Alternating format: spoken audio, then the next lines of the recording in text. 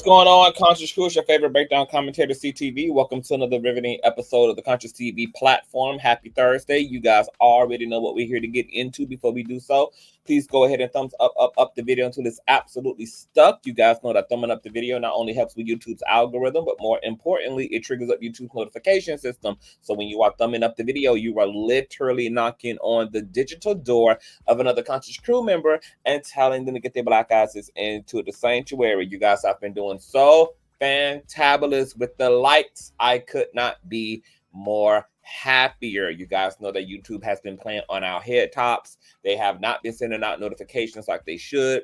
Almost every live stream, we have Conscious crew members telling us that they had no idea that we were live. We did not get a notification. They just happened to be, skrummishing through YouTube and saw that I was live. So the only way that we can counteract that is by running those likes up on the video. It's free 99 and it don't cost you nothing. And speaking of not costing you nothing, if you love everything that the King does here, make sure that you guys also donate to the platform, $Consciouztv on Cash App and or paypal.me/Consciouztv.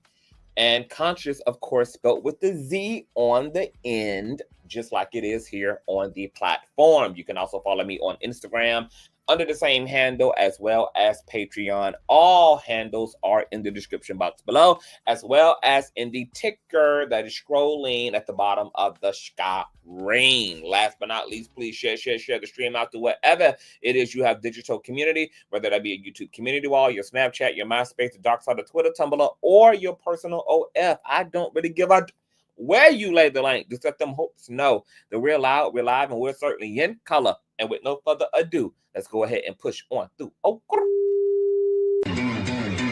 I know a place where you can recharge your soul. Baby, that's Consciouztv. And in the midst of brokenness, he gon' see your asshole. Baby, that's Consciouztv. You gon' heal, you gon' laugh and catch a little shade. Ooh, girl. Y'all know he be slaying, y'all better stop playing. Come hear what he's saying. Ladies and gentlemen.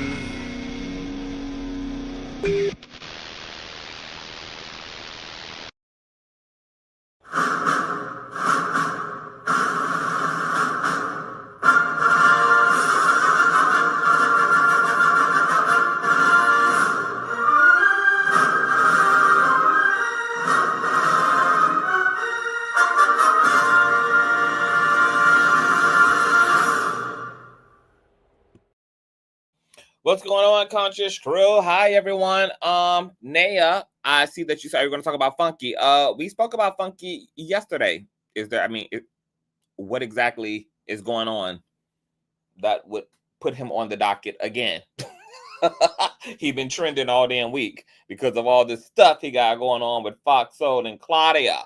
So is there anything outside of that to speak about? You have to inform me. I don't know what the context of your question is. Exactly what are you asking me? Am I going to speak about specifically as it relates to Miss Funky Geneva? Let me speak to the Conscious crew in the building before we get started. Let me speak to you guys. Happy Thursday. What's going on, Layla? Hey, Keita. What's going on, Sandra? Hey, Rumors NT. Hey, Ian Gardner. What's going on, the Ho You Know? The Ho You Know, but can you change your avatar? Because, I'm not able to put your comments up on up on the screen, because your imaging is a little bit too risque. So, if you could just modify your avatar, I would love to be able to put your comments when you're active in the chat up on the screen. That'd be real nice. What's going on, Tammy? What's going on, Mixtape Chick?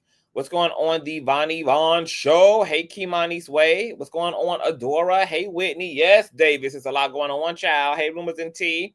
Hey, Miss Mika. Hey, Deborah. What's going on, Carolyn? Hey, Alexa. Yes, stay hydrated, child. What's going on, Sonia? What's going on, Tamika? Hey, Sherry. Hey, Michelle. What's going on, Amina? Hey, y'all. All right, you guys. So I don't want to keep you guys super long. I just want to get into some things, girl. There's a lot going on, as you guys know. We probably got to come back and get into T.S. Madison. Got to get into Jay-Z. Got to get into a lot of things that are transpiring in the airwaves, child. First and foremost, we're going to have pretty much a Tyler Perry live stream today, child. First and foremost, we got to talk about Miss Derek Dixon. You guys know that Derek Dixon is a Tyler Perry, the Oval actor. He sued Tyler Perry for $260 million, accusing Tyler Perry of grooming, SA, coercion. I mean, everything under the freaking sun. All right. Tyler Perry's attorneys are calling this a shaker downer. All right.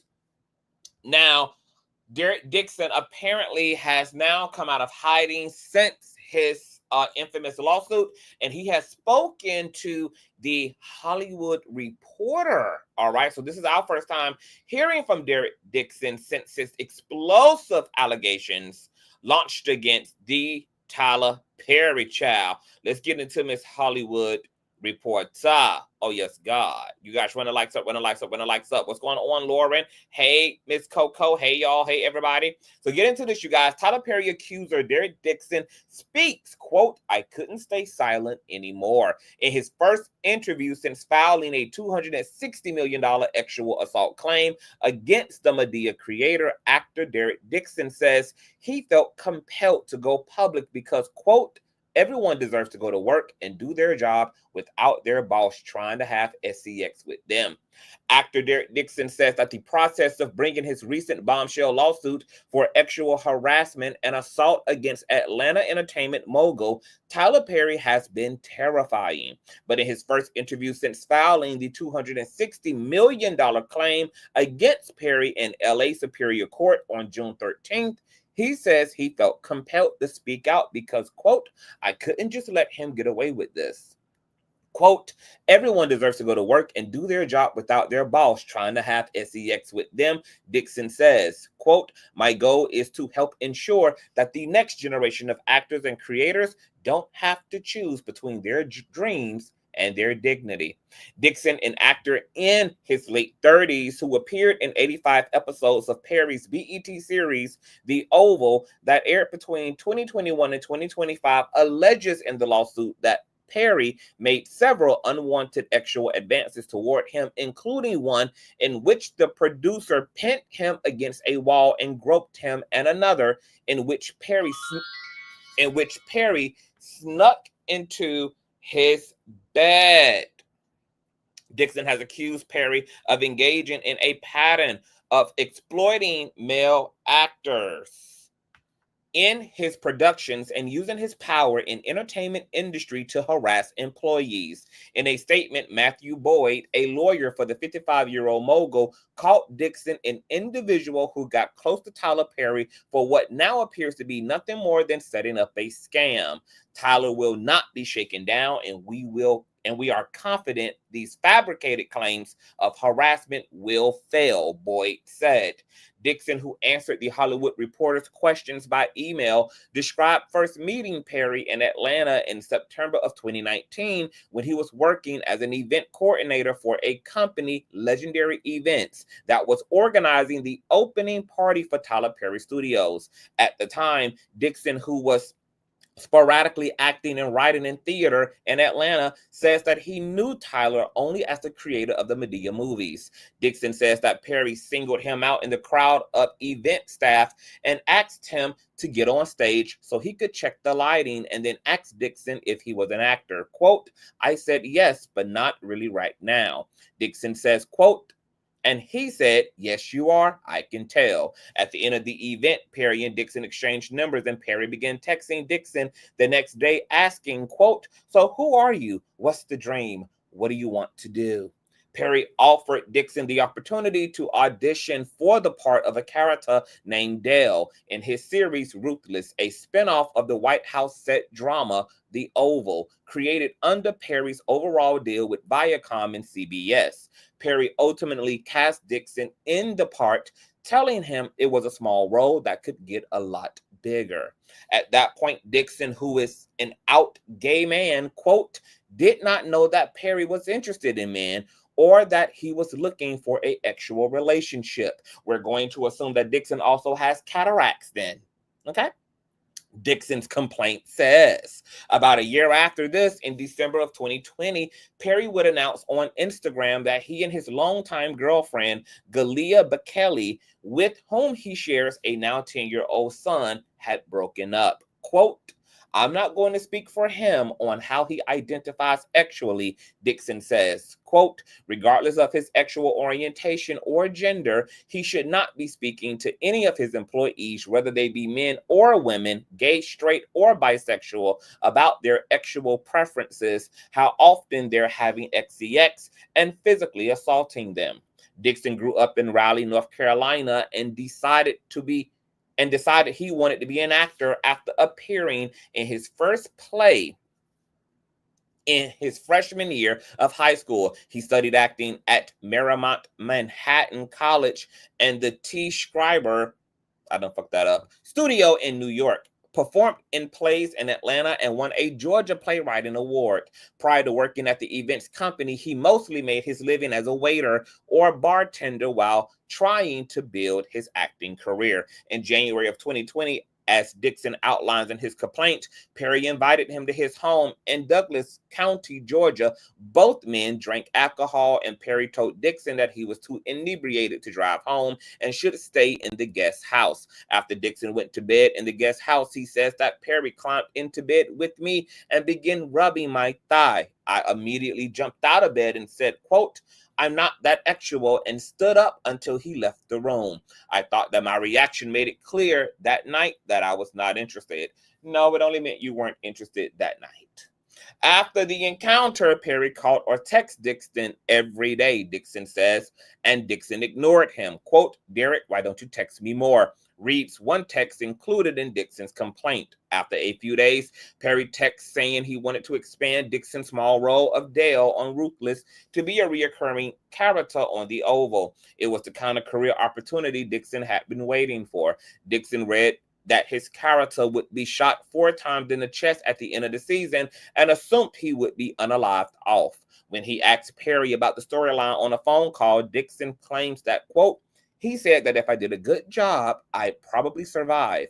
On the same call, Dixon says Perry also told him that, quote, nobody gives him anything. He gives and gives, nobody ever gives back. Dixon said, quote, I remember feeling my stomach drop when he said this. I knew that I couldn't piss him off or my character could easily just stay dead. I want you guys to really, and I want you guys to take a photographic memory, okay, of this. I want you guys to just hold on to this because this is going to come back up when we get into Braxton Wells, okay? Just hold on to Dixon's whole desire for a career, etc. Just hold on to all of that, okay? This is going to be very, very, very important for you to hold on to. After he delivered the good news about Dell, Perry's calls and texts increase exponentially. Dixon alleges in the lawsuit, quote, it was always personal and almost never about business, Dixon says. Quote, he would say, send pics of what I was doing or ask to see a photo shoot that I just did. If Dixon didn't answer immediately, he says Perry would get annoyed. When the COVID-19 pandemic hit, production on The Oval was delayed, and Perry encouraged Dixon to use the time to write a comedy pilot. Dixon did and shared the script. Quote, he called me and told me that it was hilarious and he loved it and wanted to shoot the pilot for it, Dixon says. Quote, I couldn't believe he actually liked it. Muslet's wanted to shoot the pilot for it. It was one of the best things that ever happened to me at the time. The details and dates of when this pilot was going to happen stayed murky, but Dixon was thrilled and grateful. He thought that Perry understood after their guest house encounter that there was not going to be an actual relationship between the two of them. Quote, there were times when I was around him and nothing would happen, Dixon says. So I thought that he got the picture and that created a false sense of security. Dixon believes that his excitement about his career and fear of Perry's power led him to ignore certain warning signs. Quote, I now realize I let my gratefulness for what he'd done for me cloud my self-respect, Dixon says. Great statement there, Dixon. Great, great, great, great, great self-accountability. Great self-accountability. Dixon says because he had never worked in a corporate environment, he didn't fully clock the professional inappropriateness of the text messages Perry began to send. Text from Perry included in Dixon's complaint show the entertainment mogul commenting on Dixon's thick body, asking, quote, "Why do you twist your hips when you walk?" and noting that Dixon liked being choked after shooting a choking scene on the show. In one text, Perry told Dixon he needed to let someone hold you and make love to you. One day on set, Dixon says that Perry asked him to come to his trailer for a drink. Quote, "I knew I had to," Dixon says.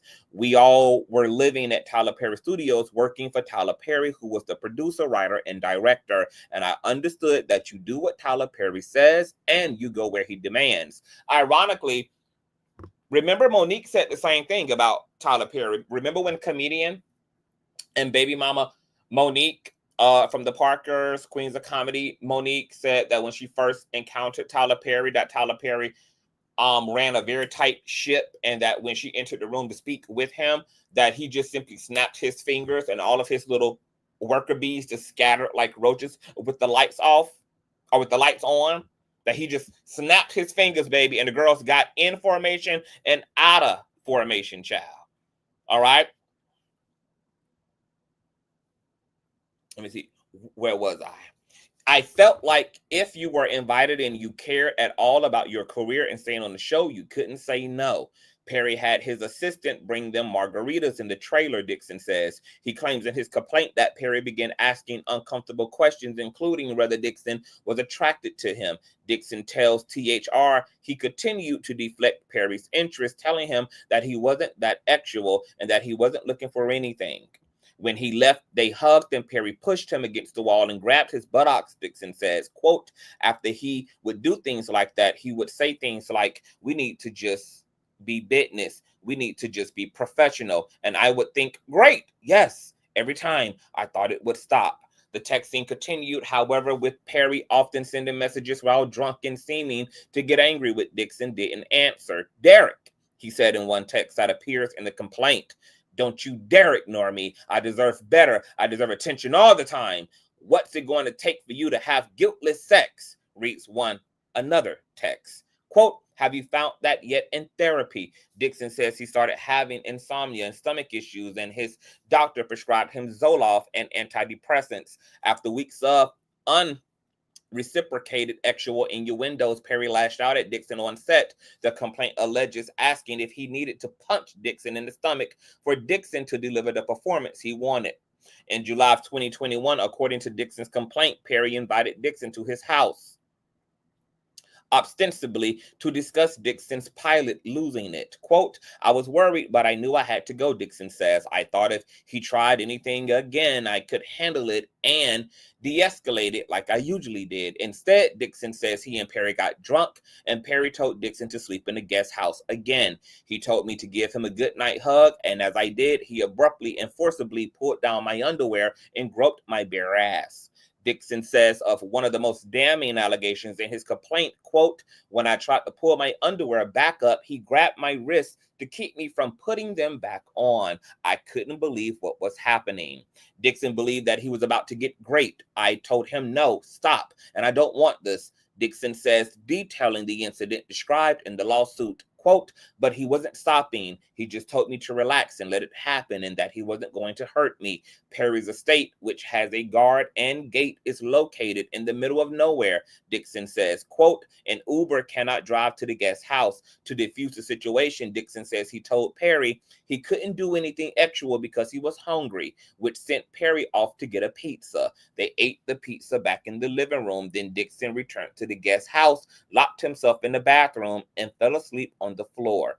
In the following days, Dixon says he contacted a lawyer, not the one representing him now, Jonathan Delsad, but another who told him he'd need to quit the Oval if he was going to file a complaint. Quote, "All those years of trying to be an actor would just go up in smoke," Dixon said. Quote, "This is not a normal job. You can't just go out and easily get another series, regular role on a TV show." Dixon told a coworker what happened, and they reminded him what he'd be giving up if he complained. Dixon felt paralyzed. Quote, "I was too afraid to come forward," he says. "I knew it would be awful, and I was right."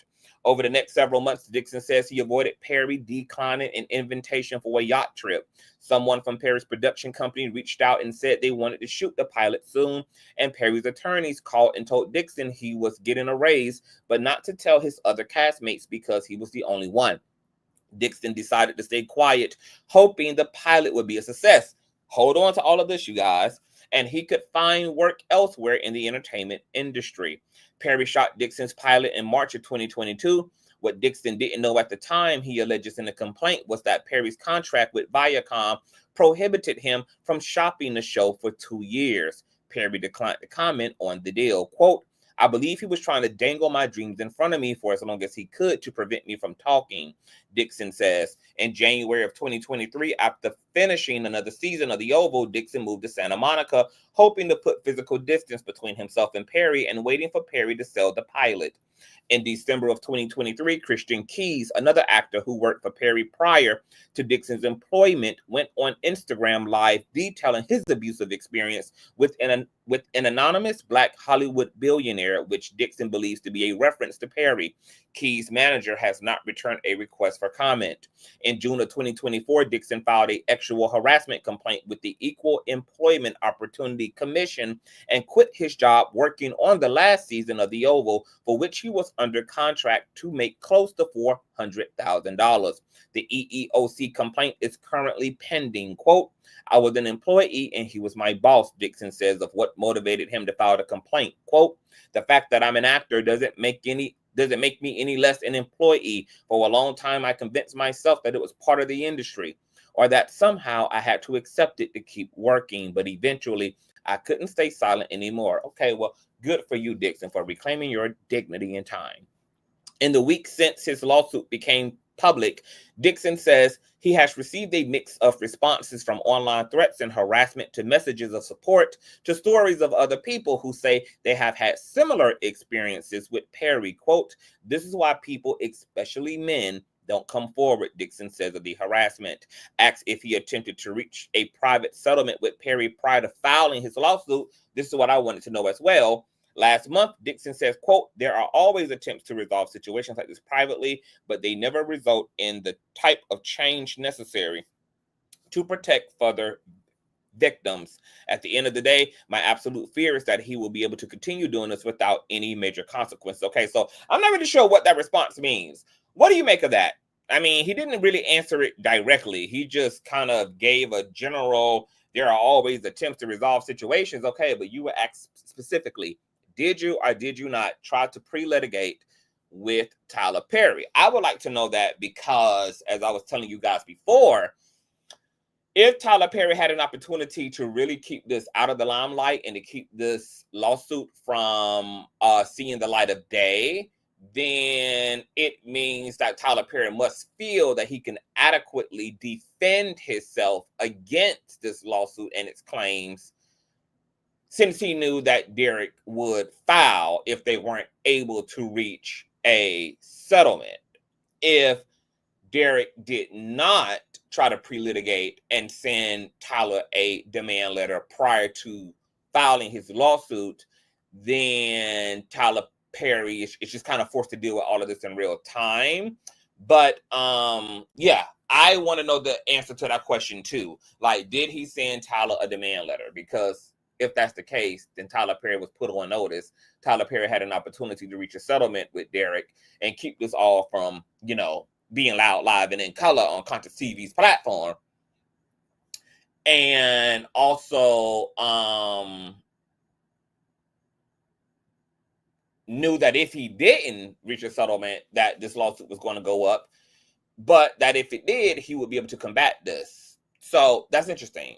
That's very interesting. Okay, now let's get into while we're here. Okay, I want to give you guys that update because this is the first time that we've heard from Derek Dixon since his $260 million lawsuit against Tyler Perry. Now, you guys know just a few days ago, another The Oval actor, Brandon Wells, Mr. Brandon Wells shall. Where's my thumbnail? Because, baby, everybody on the screen is going to get talked about. Braxton Wells, not Brandon Wells, my bad. Braxton Wells, okay? He was on a few short-lived episodes of The Oval, And he came forward on Instagram a few days ago, making claims against the vice president of the Tyler Perry Studios, better known as Mark E. Swinton, okay? He claims that him and Mark E. Swinton embarked upon a professional relationship that turned into a personal relationship that then led to him being raped and then being paid off to be quiet, and Tyler Perry participating in a cover-up regarding that grape. All right. Now, he has not filed a civil lawsuit against Tyler Perry Studios, nor has he filed a lawsuit against Mark E. Swinton. He claims that he's experiencing some difficulties in getting someone to represent him. He even went as far as to reach out to Dixon's attorney for help, and he was left on red ultimately. Okay. But he claims that there is a criminal investigation into his assault. He has presented a case number and the lead investigator and deputy on that case, as well as a phone number, etc., for anyone who has any information and or have been victimized by any personnel at Tyler Perry Studios, including Tyler Perry himself or Mark E. Swinton, for them to contact. Since he did his explosive Instagram uploads, he has also done a series of press tours, okay? One of the notable ones is from Storm Monroe. Shout out to my boy Storm Monroe. He interviewed Braxton Wells 2 days ago. I had no idea. I'm just seeing this interview. So I'm going to give you guys the highlights from the interview, and then we're going to have kind of a complicated conversation. So I want you guys to just be prepared for the complicated conversation. And hopefully you guys, will be able to follow, the conversation out, because it's definitely a conversation that needs to be had, and it needs to be had for the future of all people anywhere, especially young people, especially women people, okay, vulnerable folk. All right, so the conversation gonna get sticky. I'm just letting you guys know that right off the back. All right, but before we get to the sticky, let's get to the icky. All right, so Braxton Wells interviewed with Storm Monroe 2 days ago, and I'm just going to read you guys my notes, okay? Braxton Wells says that him and Mark, the VP of Tyler Perry Studios, relationship initially began as a professional one. He had a girlfriend at the time named Taylor. Sounds like a white girl, sounds like a Becky, who had questions, I guess, about Mark's intentions. Braxton says actually her and her co-workers had concerns and questions about Mark's intent with Braxton. Now, Braxton didn't disclose why they had suspicion, what rose their eyebrows, but he says that at the time he was just a hungry talent hanging out with the top executive. So he was just happy to be seen, happy to be heard, happy to just be there. So I guess he's really describing in retrospect that he may have been a little naive and gullible, right? Said that he and Quincy, check this out, girl, Quincy, yes, girl, Quincy Combs, my husband. But girl, between his daddy and all these lawsuits against his brothers, girl, it looked like Quincy about to be my ex-husband. Y'all, hold my weave, baby. Keep me from hitting the floor. I don't know if I'm going to be able to deal. Jesus. Okay? I'm praying, child. Braxton says, catch this, that him and Quincy Combs, yes, Diddy's stepson, Albie Shore's biological son, that him and Quincy Combs went to the same high school in Columbus, Georgia, and that Quincy would hang out with another guy named Tony De Niro, okay? And that Quincy and Tony De Niro would hang out at Tony's house, and that they would often pick up van loads, SUV loads of underage females. He says, so for him, it's easy for him to believe all the claims against Diddy and the criminal, all the claims against Diddy and the civil, and even all the claims against the family and the sons in these civil lawsuits, because he saw all of this for himself growing up with Quincy Combs. What's going on, Chef? Hey, LaTara. Did you guys catch that? Because I don't know how much that was caught, you know, in light of everything that Braxton was sharing. You know, it might have got lost in the translation of things, and Storm didn't really kind of like really, you know, expound upon it, child. But wow, okay? Him and Quincy Combs grew up together, went to the same high school, and he said he has firsthand witnessed Quincy and another young man, Tony De Niro's, picking up underage female child. My God, today. Says that there is a LGBT boule in the industry. They run a lot of ish. They cut a lot of checks. And that there's a lot of bisexual and homoeroticism that goes down in the industry. Some of that behavior is consenting, aka people who willfully FUCK their way to the top and do what they have to do to social climb. And then other times it's abusive and rape without consent. He says he will fall into that category. He gives a brief description, and this is going to be a disclaimer, you guys. We're about to get really descriptive about the abuse part, okay? You guys run those likes up, run those likes up, run those likes up, all right? He gives a brief description of how Mark E. Swinton allegedly violated him, which according to him, he says he was drugged.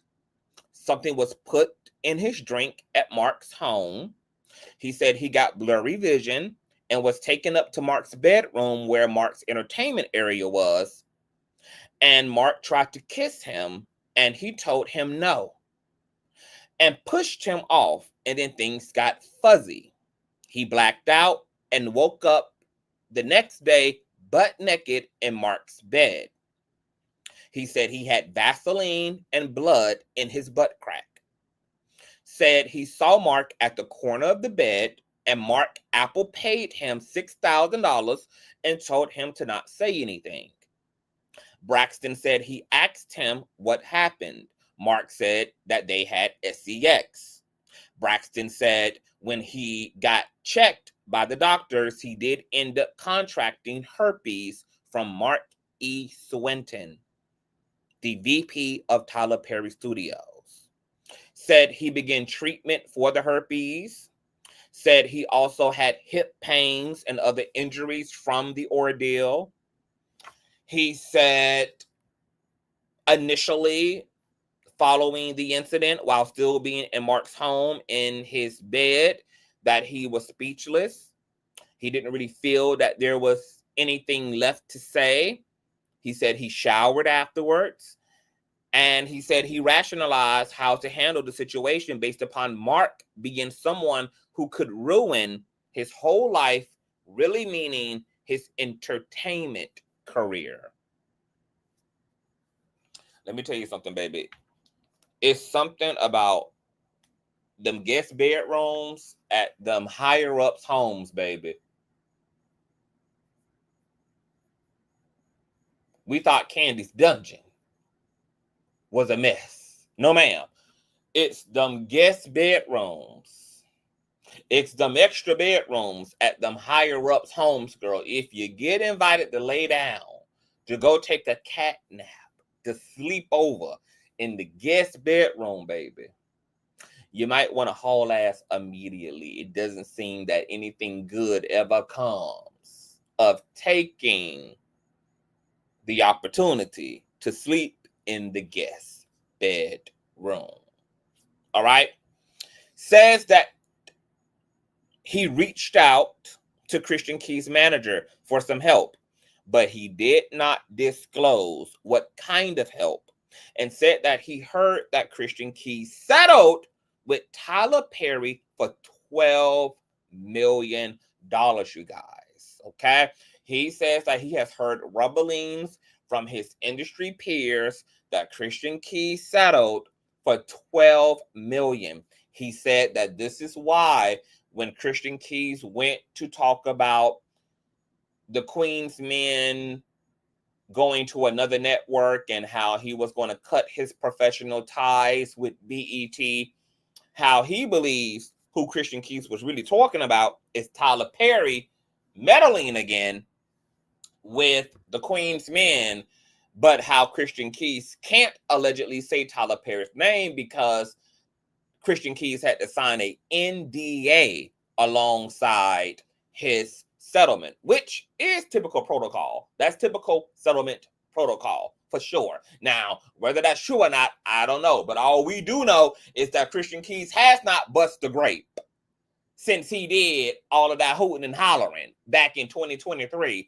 about having recordings and secret footages and threatening to go to the po-po because he needed to avenge and to stop this from happening to all the future young Christian Keys coming into the business thinking that they just gonna act and do what they love to do, but then they end up bumped over ass to the sky without consent. Okay? Neither did he go to the police. Neither did he file suit. And he just whisked away, baby. And he been quiet as a church mouse since. So a lot of people have been speculating rather Christian in fact settled. And if he didn't in fact settle, the man just pussy and a coward. That's all. Because Christian Keys was rather drunk on those live streams, and maybe after the liquid courage, leveled down, girl, and he woke up sober, child, he returned back to his pussy posture. All that was due to liquid courage. So either there was a settlement, or baby, he just had a temporary moment of heroism. All right? We still have yet to see the proof in the pudding regarding a settlement, but that's what Braxton says.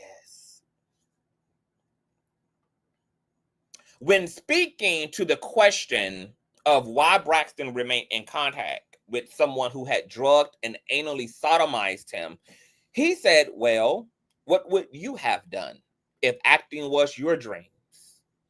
And I'm going to say that he probably should have not answered that at all and just stuck to why he chose to prioritize an acting career over his own personal safety, because a lot of people would say that they would have had Mark sued or arrested, or Mark may have been with his maker at this point. The fundamental issue I have with this type of thinking from accusers is that they speak of almost having no way out when leaving, disconnecting, or pursuing justice are real options a lot of times. Not in every case, but certainly in Braxton's case.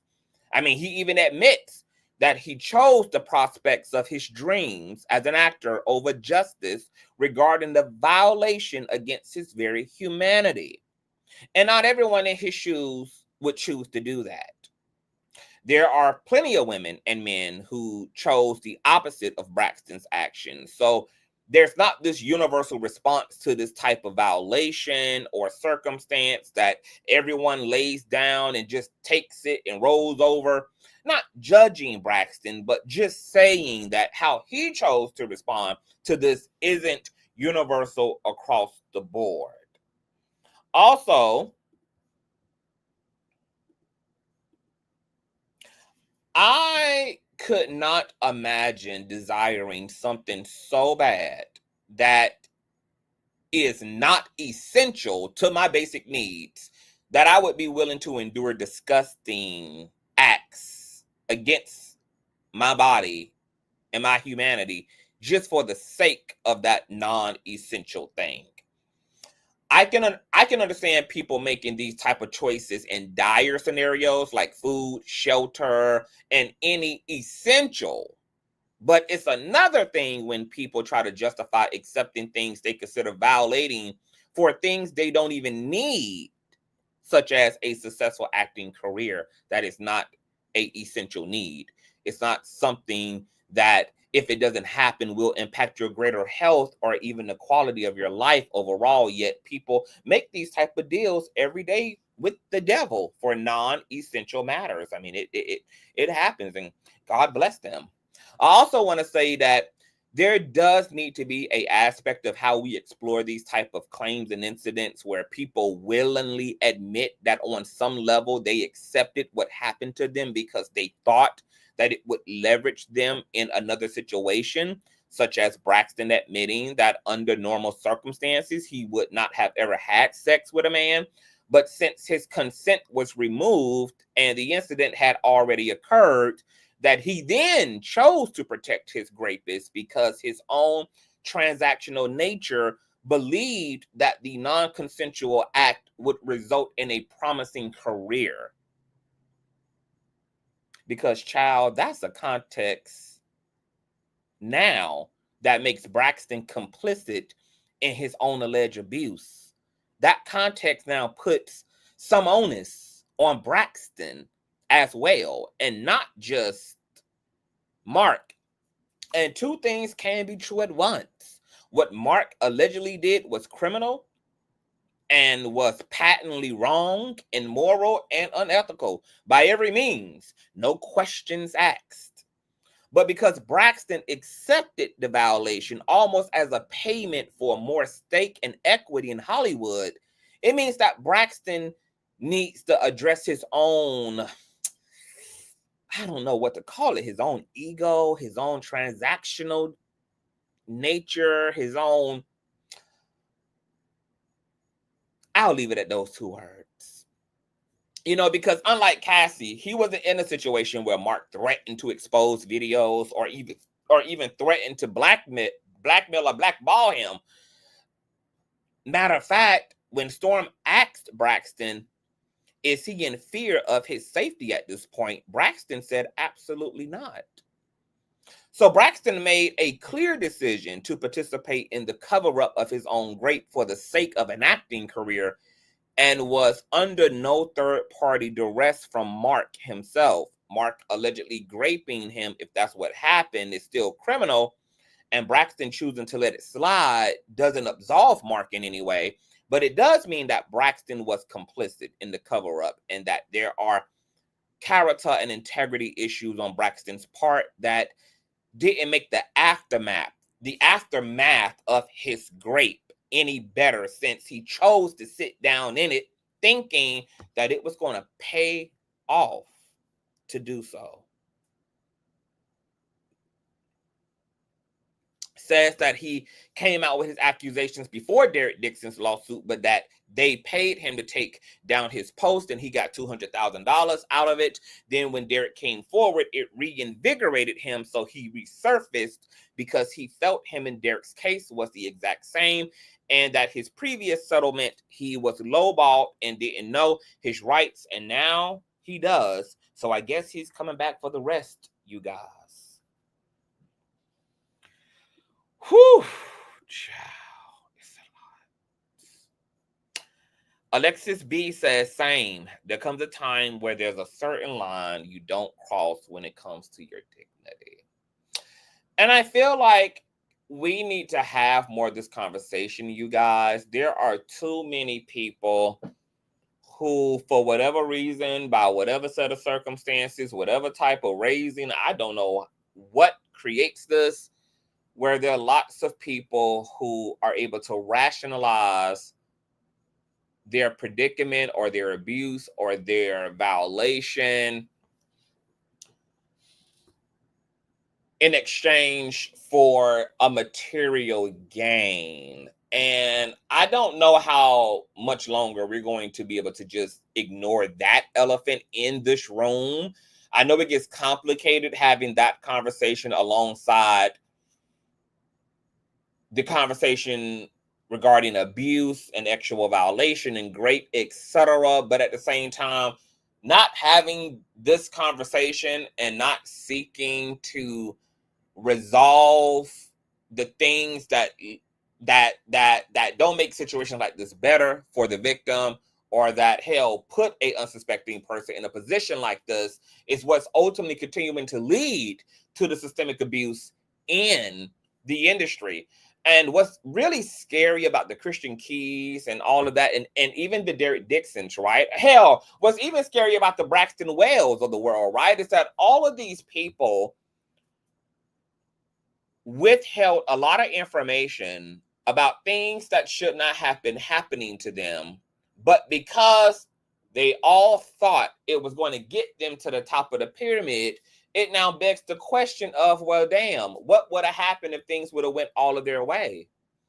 If they would have taken all of the ritualistic sex, if they would have taken all of the assaults, if they would have taken all of the bad behavior and it actually leveraged them, unfortunately, these people would be sitting where they want to be in their dreams, in the line of work, and they would now be completely complicit with all of these secret abusers in the industries who are doing this to all the newcomers coming through the double doors.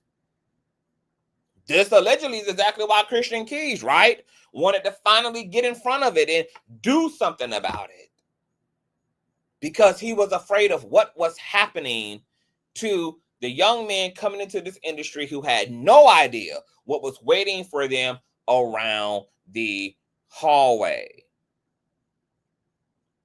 There is something very dark and unbecoming about the way a lot of these accusers also have, unbeknownst to them, positioned themselves to be enablers.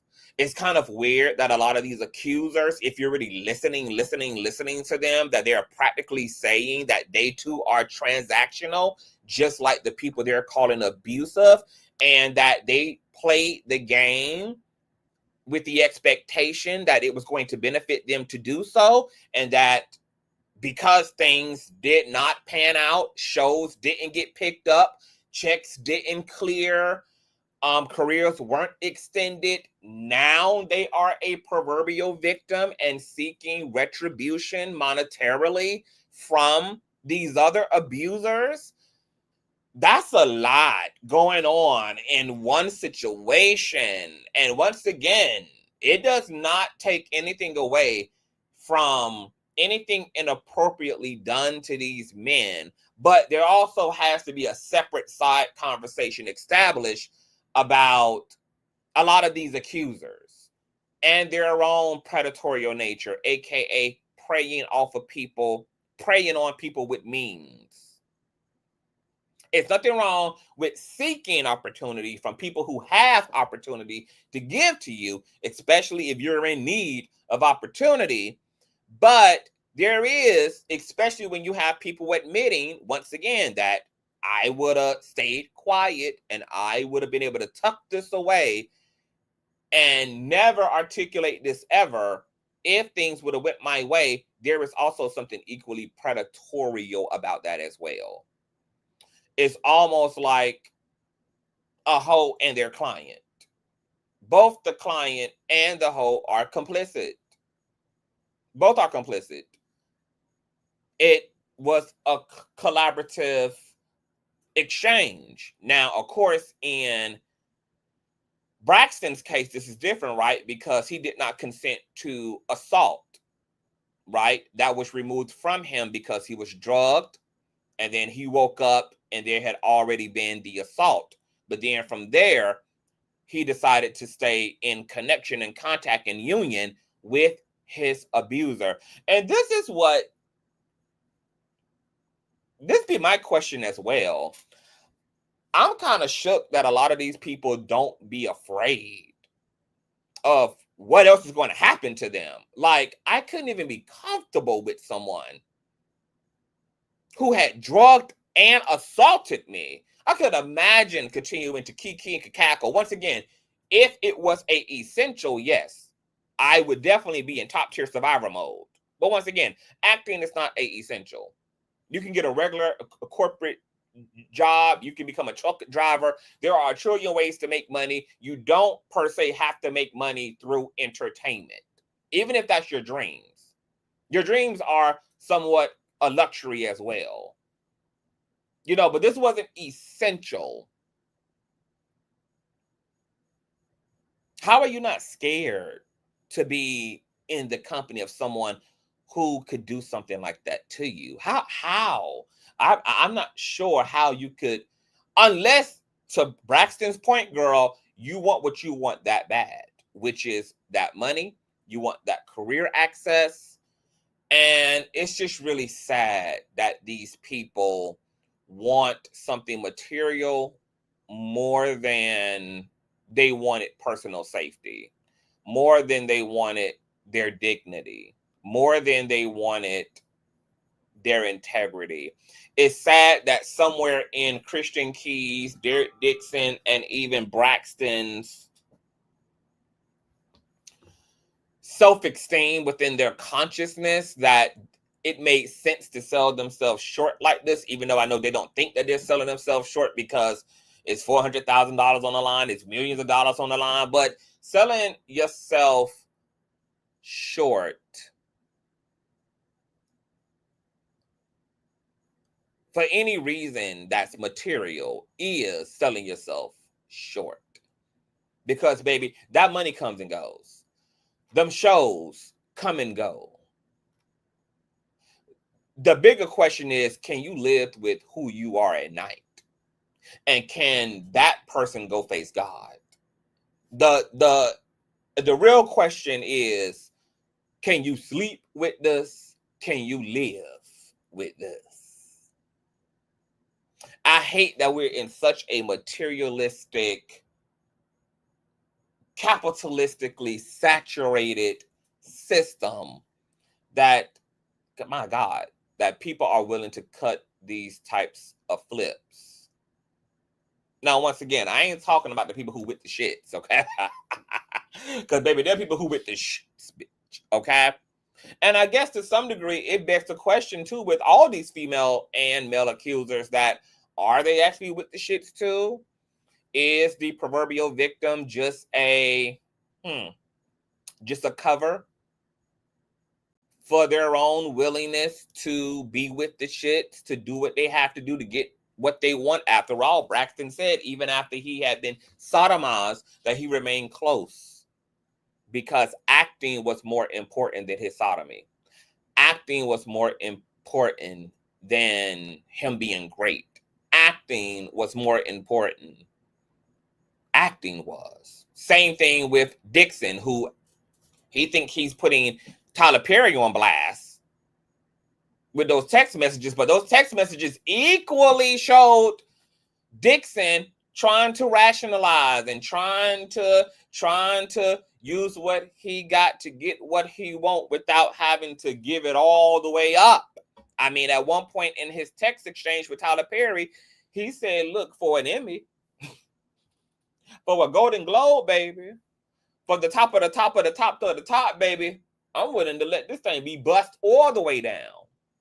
Now, why would you say that to someone that you're now suing and accusing of actually preying upon you? If you know this person already wants that from you, and you know y'all are already in a transactional situation, but you know that you're not really feeling the transaction of it all, you're not feeling the compromise of it all, why would you then press the gas and tell that alleged predator, that alleged abuser, that alleged etc., that for the right price, for the right situation, you be willing? And then some of these people wonder why. Some of them wonder why they get preyed on. And it's because the predator can sniff out the prey in you too.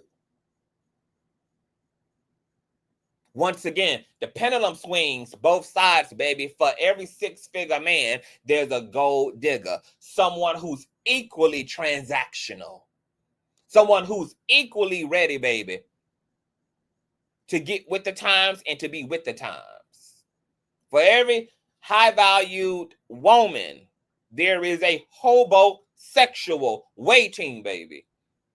For every cougar, there's a young heathen ready for the transactionalness of it all.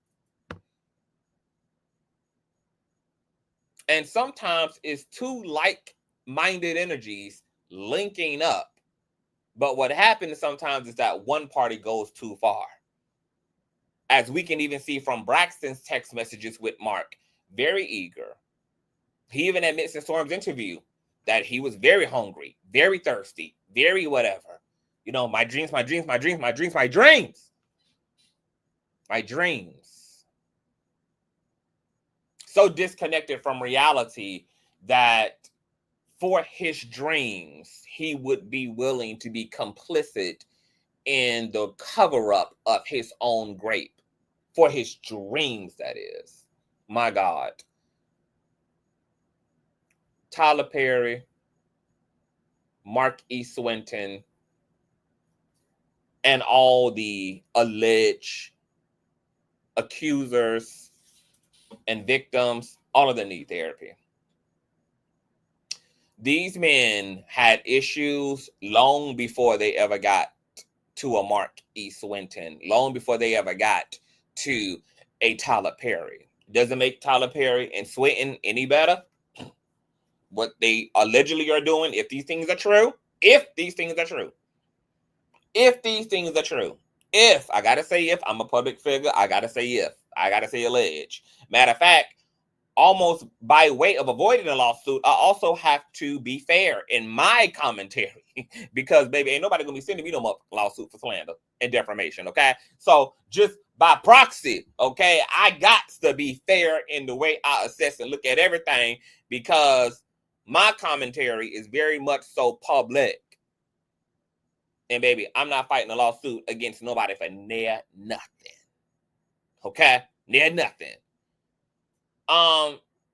Everybody needs therapy because something was already brewing in all these men's consciousness, the Christian Keys, the Derek Dixons, the Braxton Wells, that put a precedence in them that certain behavior was excusable, certain behavior could be okay under the right circumstances, aka the right money, aka the right opportunity. You can assault me. I can put you graping me aside. Baby, my heart breaks. My heart breaks. My heart breaks. My heart breaks. For the Braxtons and the Dixons and the Christian Keys of the world. Those are issues that predate Tyler Perry. Tyler Perry just exposed those vulnerabilities, that transactionalness by entering the group chat with his own demonic foolishness, allegedly. But what he exposed was already there. There was already a precedent set in these men to be able to endure and rationalize and okay this type of behavior if it resulted in the idealistic outcome. And I don't know what that then says then. I don't know what that says then about these men. We know what it says about Tyler Perry, if these things are true. We know what it says, right, about Mark E. Swinton, because raping somebody is just flat out wrong. Period. Touching someone without their consent is just wrong. Period.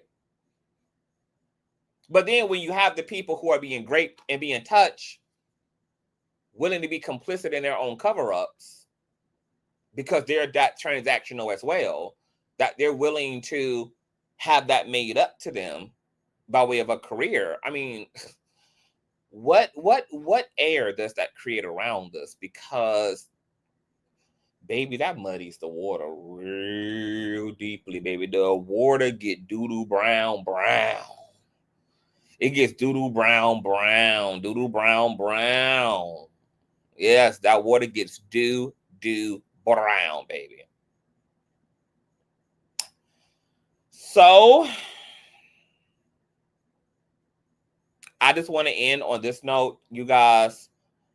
I don't know how y'all raising y'all children. Maybe, you know, the adults are already washing the rents and reprobates and they stuck and they gone, baby. Ain't nothing we can do about that. But baby, I don't know how y'all raising these children. But baby, I hope y'all are raising, any of y'all who got nieces and nephews and grandbabies and children of your own. Are you in community with young people? You a teacher, you a social worker, You a guidance counselor, you a coach, whatever the hell it is, baby, I hope, I hope y'all are raising young people, raising the young people who gonna inherit this corrupted ass world. I hope y'all are raising them to stand on business. I hope y'all are raising them to believe that their soul and their pride and their dignity is more important than any amount of motherfucking money and any goddamn non-essential material. It's more important than a car, more important than a label, more important than a record deal, more important than any non-essential thing. I'm not going to judge the folk too bad who got to do what they got to do for essential items like food and shelter and clothing, baby, because, you know, at the end of the day, we are mammals. We have a primal and animalistic nature, and we're going to survive if we need to survive. So I ain't gonna judge nobody who prostituting, nobody who stripping, you know, whatever you got to do. If you're doing that shit for essential items, you know, that's between you and you. But the fact that people are willing to do indignified things that really scar them, things that really traumatize them, things that cause them to lose sleep at night, things that give them PTSD for the sake of a non-essential thing, baby, no